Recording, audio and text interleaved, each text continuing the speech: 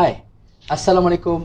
Bersama saya Ahmad Bobby, kembali di Lensa Siswa yang pastinya khusus untuk penonton setia kami. Antara yang menarik pada minggu ini adalah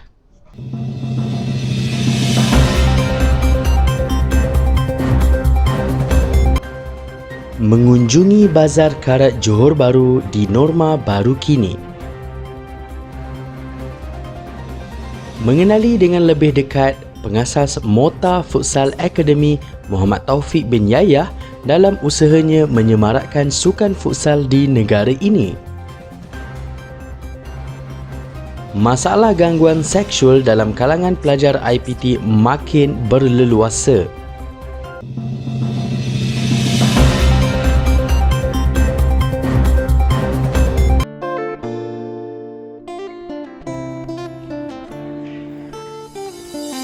Ekoran pandemik COVID-19 yang melanda dunia, sektor ekonomi negara juga turut terkesan akibat langkah-langkah yang telah diambil oleh kerajaan dalam melaksanakan Perintah Kawalan Pergerakan PKP semenjak Mac yang lalu.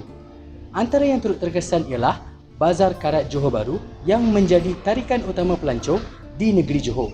Ikuti laporan wartawan lokasi Anis Syuhada yang berada di Bazar Karat Johor Bahru.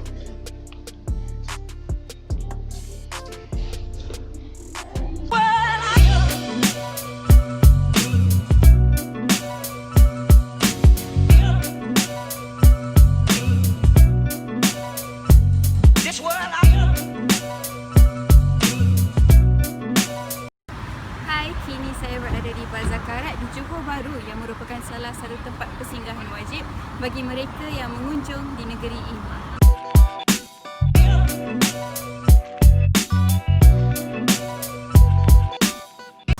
Pelbagai jenis barangan yang kita boleh dapati di sini termasuklah makanan dan minuman, barang yang terpakai, barang-barang antik dan sebagainya.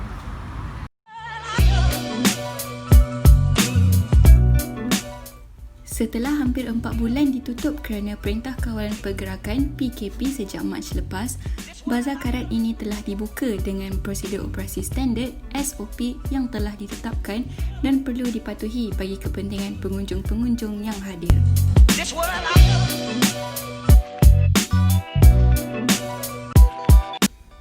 Seramai 350 peniaga yang masih kekal beroperasi di bazar ini dan mereka tetap peka dan patuh dengan penjarakan sosial yang telah diarahkan oleh pihak atasan.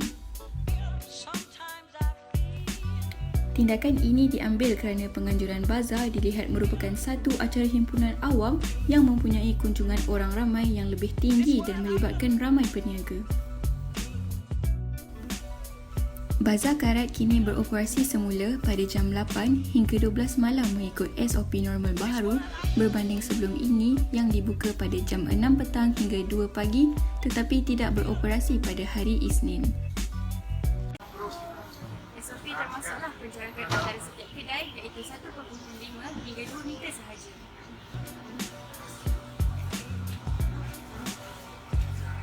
Pasar juga dibuka dengan hanya laluan sehala dengan satu pintu keluar dan satu pintu masuk agar tidak sesak dan sempit buat para pengunjung bagi memastikan mematuhi penjarakan sosial. Tambahan pula, warga emas, kanak-kanak dan golongan berisiko tinggi adalah tidak digalakkan untuk mengunjungi tempat-tempat yang sesak seperti Bazar Karat ini.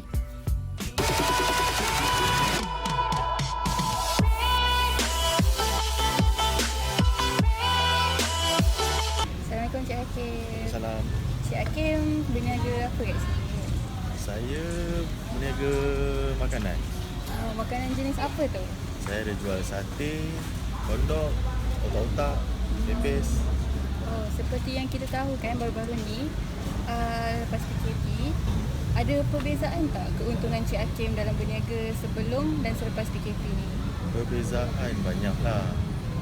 Sebelum PKP keuntungan satu malam 1,000. So selepas PKP ni macam 200, 300. Banyak juga beza. Banyak beza dia. So sepanjang PKP tu, adakah perniagaan Cik berjalan seperti biasa ataupun ada pendapatan lain? Sepanjang PKP tak boleh buka kedai, so daripada rumah je lah. Ada buat online delivery. So bergantung pada tu je lah. Lepas tu Encik start perniagaan Encik balik bila? Start perniagaan balik 4 hari bulan 5. Yang waktu tu memang semua lebih datang tu. Mula berniaga tu lah. Masa mula berniaga tu 4 hari bulan 5 atas arahan kerajaan yang benarkan buka, tapi ada time lah, ada waktu. Dia limit sampai pukul 12 tengah malam. Dah bila ada limit time ni, bilangan pengunjung Cik berkurang ke, bertambah ke? Bilangan pengunjung sangat jelas lah nampak yang 2-3 meja je. Kalau tak penuh selalunya. Kalau macam dah start PKP ni, waktu perniagaan Cik berubah tak? Waktu perniagaan selalunya kita sampai pukul 2 pagi, 3 pagi. So sekarang pukul 12 tengah malam dah balik lah. Dah tak ada orang datang. Sekejap je lah kan. Kalau macam tu sejak dah buka mula kedai ni, ada tak jenis bantuan yang disalurkan oleh pihak kerajaan? Jenis bantuan ada dapat geran khas untuk niaga, yang mana ada SSM, ada dapat bantuan sebanyak 3,000. Dan ada juga boleh keluar KWSP, yang sebelum ni BSH, jenis bantuan kerajaan lah. Okay, kalau macam tu itu sahajalah daripada saya. Terima kasih. Terima kasih. Sebagai pengunjung yang selalu datang Bazar Karat, bagi Cik prosedur yang telah ditetapkan oleh kerajaan ni susah tak? Yang SOP? Kalau rumah saya SOP ni kita kisah untuk mengimbau jaga baik so apa-apa kita kena patuh lah. Kita rasa tentang begitu yang baik dan rasa buat kita lingkaran susah lah macam ini kan sama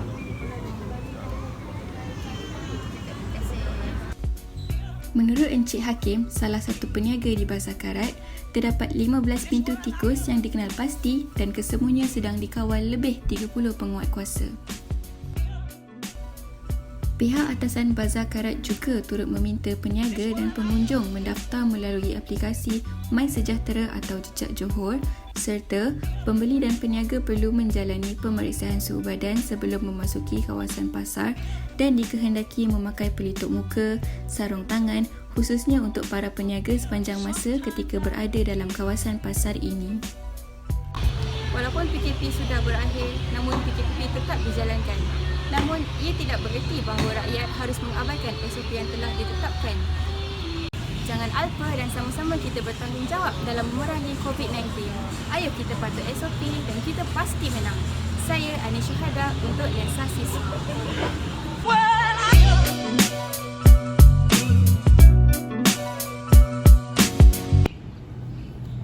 Di mana ada kemahuan, di situ ada jalan. Tiada kejayaan yang datang bergolek tanpa kesungguhan dan juga keazaman. Begitulah Encik Muhammad Taufik bin Yahya yang berjaya dalam arena sukan futsal Malaysia sehingga mampu berjaya memiliki akademi futsalnya sendiri. Bersama wartawan Izzati Zaini di Kompleks Sukan Bangsar, Lensa Siswa.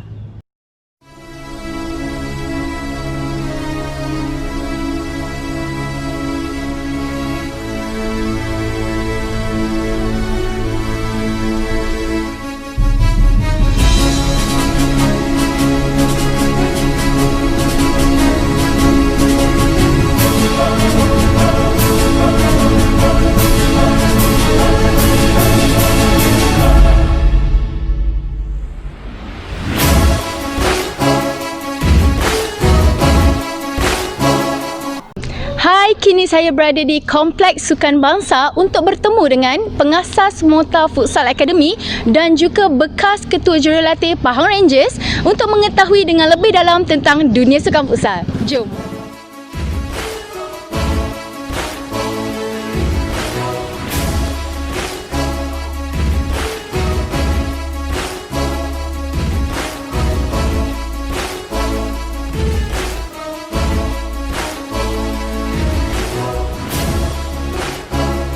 Nama saya Muhammad Taufik, lebih familiar orang panggil Coach Taufik. Saya berumur 36 tahun, berasal dari Kuching, Sarawak. Tapi dah lamalah berduduk di KL. So keluarga dah berkahwin, ada anak 4 dan masih aktif main futsal start umur 20. Lambat sebenarnya saya masuk dalam bidang futsal.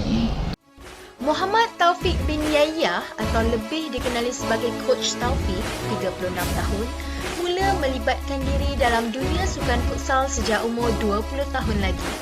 Di samping bermain futsal, beliau juga mempunyai minat yang mendalam dalam bidang muzik. Hobi saya memang main bola dari kecil. Main bola dari kecil dan saya ada interest yang lain, side lain iaitu saya suka muzik. Saya suka muzik lah, dan muzik dengan bola ni dua benda yang saya sangat minat. Okay.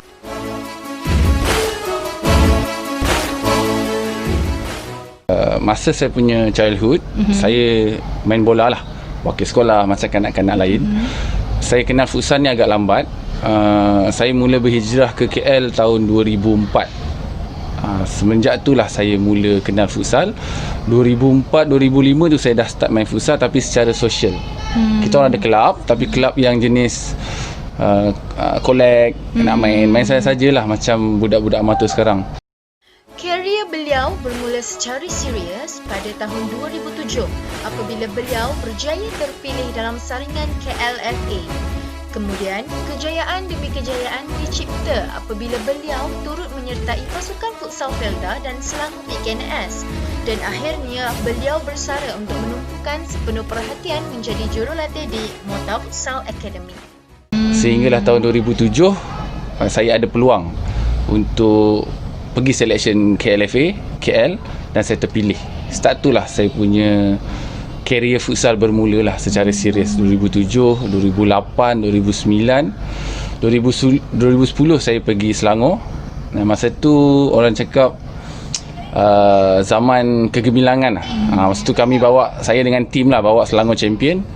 Lepas tu kami mula dipanggil untuk national team. 2011 saya masuk national team sampai 2013. So banyak kelab lah yang saya dah main. KL, Selangor, kalau nak cerita kelab, KL, Selangor. Lepas tu saya pernah main dengan Felda, saya pernah main dengan Selangor PKNS. Dan last kali saya patah balik ke KL dan saya retired daripada main dan saya fokus coaching.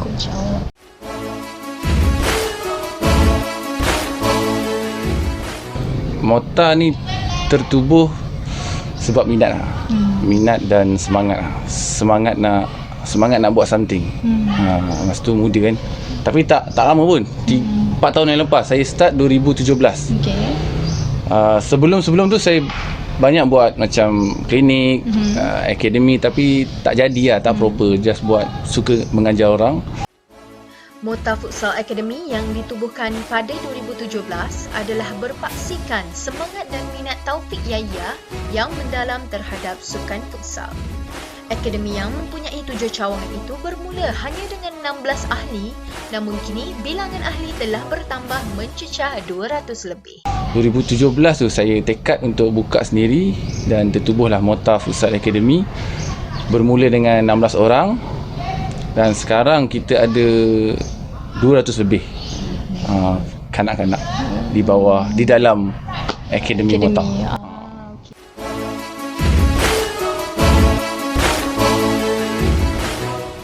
Bapa kepada 4 orang cahaya mata ini juga mempunyai saluran YouTube miliknya sendiri untuk berkongsikan ilmu-ilmu tentang dunia sukan futsal.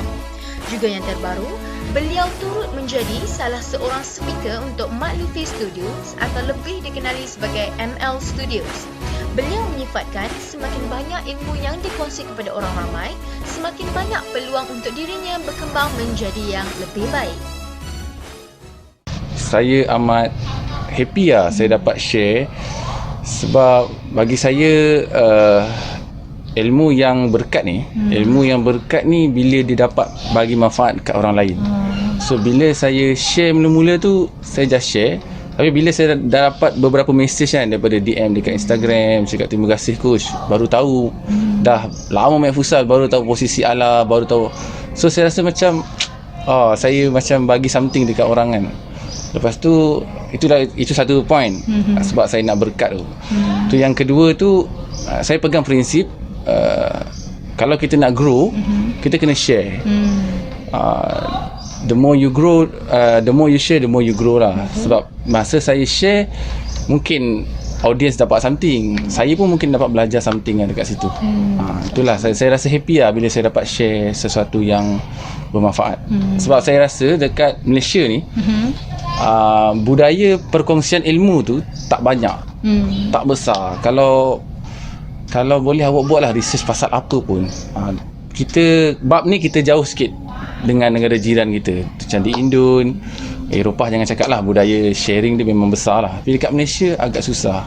Sama juga kalau kita nak research something, kita mesti jumpa artikel atau video dalam bahasa Inggeris. Kan dalam bahasa Malaysia ni macam susah. So saya rasa saya nak start lah benda baru lah, macam tu.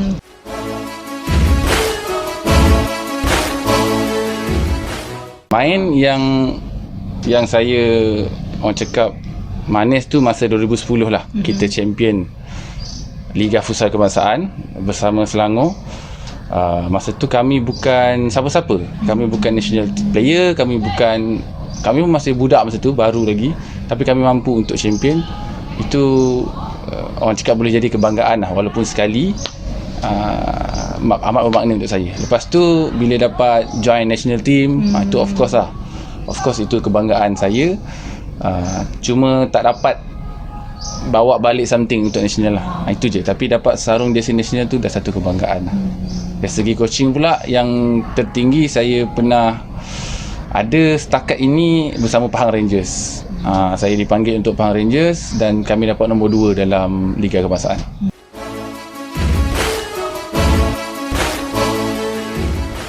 Banyak saya punya target sebenarnya, dari side individu, dari side akademi.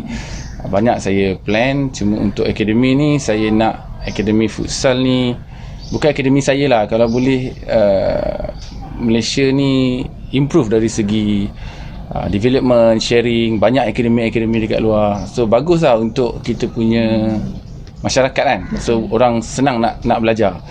So saya nak mota ni menyeluruh lah. Satu Malaysia kalau boleh, setiap negeri tu ada.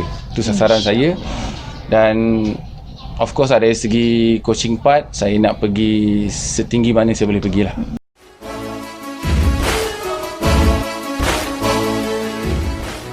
Personaliti bekas penolong jurulatih kebangsaan bawah 20 tahun ini turut dikagumi oleh rakan-rakan jurulatih dan anak didiknya kerana sikap beliau yang sangat menepati masa serta mempunyai perancangan yang teliti apabila membuat sesuatu perkara.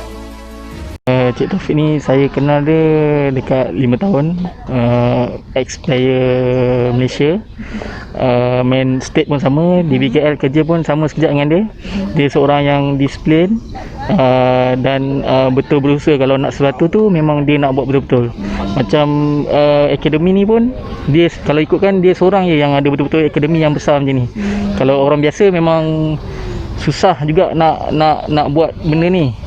Jadi dia punya, kalau kita tengok benda tu pun kita tahu dia jenis yang betul-betul buat, disiplin dan ikut apa yang sepatutnya kena buat. Dan parent pun, kalau ikutkan parent-parent kat sini pun confident dengan dia, sebab cara dia mengajar, cara dia bagi arahan, cara dia menyusun planning untuk training. Saya kenal Coach Taufik dari 2017 waktu saya umur darjah 5. Saya start kenal Coach Taufik masuk Mota ni, main futsal sama dengan dia. Coach Taufik ni orang yang tegas, tepati masa, dia sangat disiplin.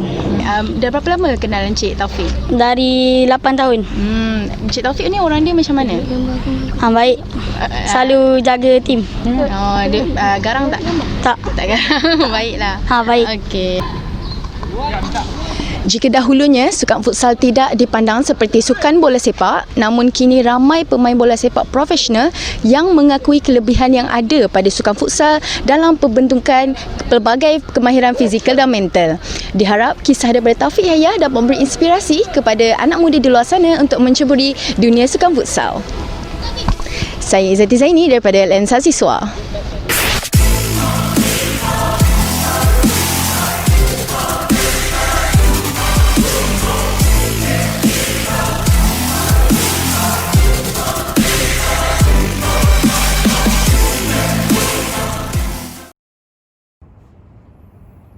Sejak kebelakangan ini, banyak masalah gangguan seksual dalam kalangan pelajar IPT. Penyelesaian juga seolah-olah tidak dapat dicapai dalam menyelesaikan permasalahan ini. Apakah peranan masyarakat ataupun hanya memandang ringan terhadap masalah ini dan membiarkan pelajar-pelajar IPT ini diselubungi takut dan juga trauma? Bersama-sama kita kupas isu ini bersama wartawan lokasi Syamila Syarul Nizam.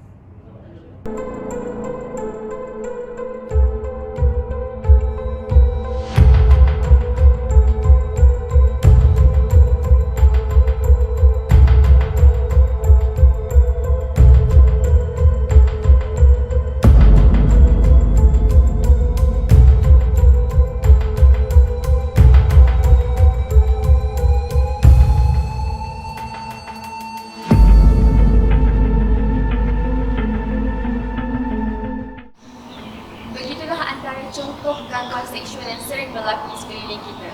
Masalah gangguan seksual di Malaysia semakin membimbangkan pada hari ini. Statistik menunjukkan bahawa berlakunya peningkatan gangguan seksual pada setiap tahun. Seorang pengetua sebuah mahat tahfiz di Kepong disyaki melakukan gangguan seksual terhadap 9 pelajar lelaki berusia antara 10 sehingga 16 tahun.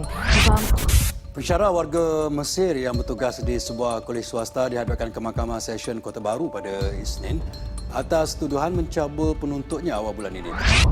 Universiti Melaya sudah mengambil tindakan terhadap individu terbabit dalam kes gangguan seksual ke atas seorang siswinya seperti dilaporkan Malaysia Kini semalam. 3rd June 2019, I was sexually harassed by a senior lecturer of UM in his department office. Hal ini amat membimbangkan kerana ianya mampu menggugat keselamatan masyarakat di sekeliling kita. Bersama saya, Syarmila, eksklusif di Lensa Siswa.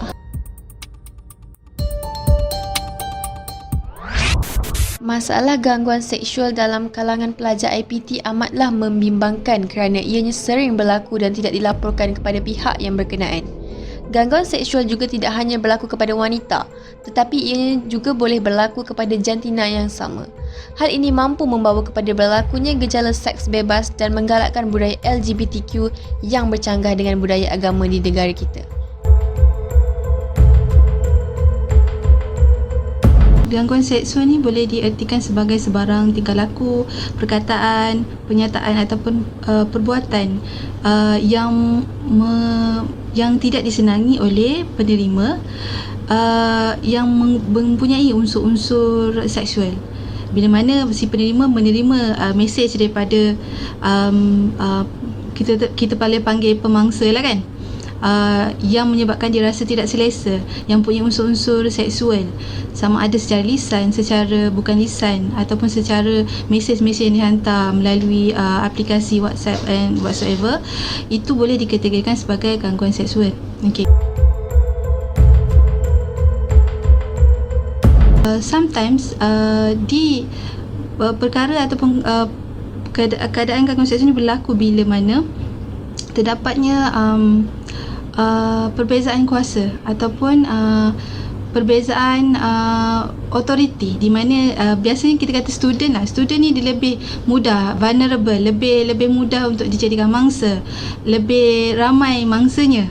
Okay, kita tengok situasi base dan situation base, di mana bila di IPT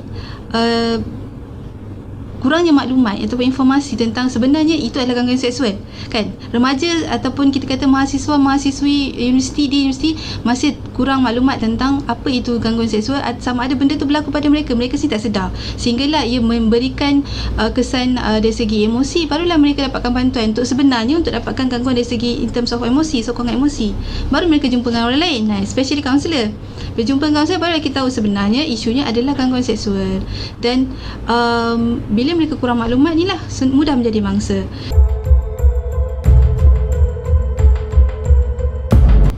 Ada, tapi saya tak boleh disclose in detail maklumat berkaitan bilangan ataupun pengadu lah. Sebenarnya memang berlaku kes gangguan seksual di universiti, especially universiti kita. Sebenarnya dekat mana-mana pun banyak berlaku, tetapi dia kurang dilaporkan Ataupun macam saya cakap tadi, kita dapat tahu bila kita nak bagi sokongan in terms of emosi, psikologi, support, psychological support, baru kita tahu sebenarnya puncanya adalah ini, puncanya adalah A ataupun puncanya adalah B. Tapi laporan terhadap gangguan seksual itu sendiri kepada pegawai psikologi setakat ini belum ada. Itu bukanlah punca utama mereka datang berjumpa dengan pegawai psikologi. Punca utamanya adalah untuk mendapatkan psychological support ataupun sokongan emosi.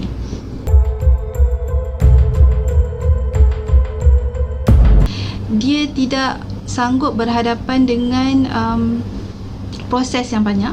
Okay, banyak proses nak kena lalui. Lepas tu nanti akan kena soal siasat, kena dibuat siasatan.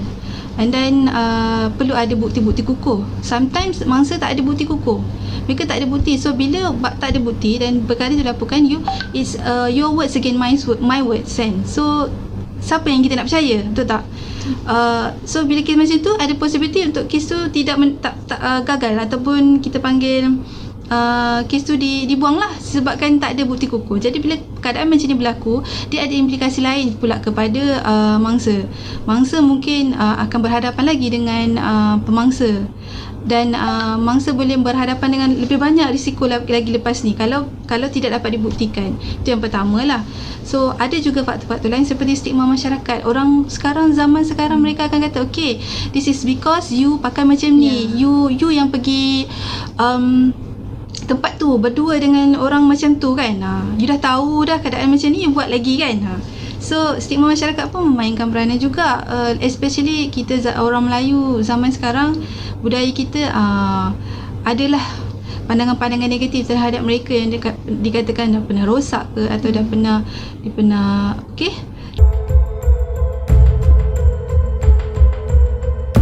Bantuan, macam saya cakap, saya sebut tadi, kan. Yang pertama sekali, kita kena ada knowledge, pengetahuan. Okey, macam ni, program macam ni sangat bagus. You all bagi tahu dekat orang luar, sebenarnya kita sebagai mangsa, kita ada hak untuk membuat laporan.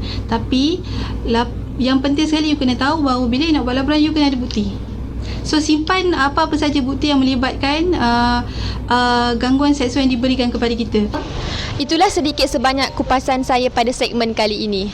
Jika anda merupakan salah seorang mangsa gangguan seksual, jangan segan silu untuk mendapatkan bantuan di pusat kaunseling IPTA anda. Saya Syarmila Syahrul Nizam untuk Lensa Siswa.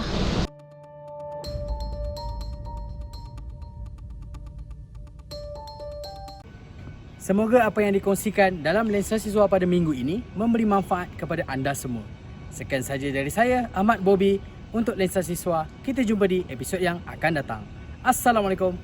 Bye.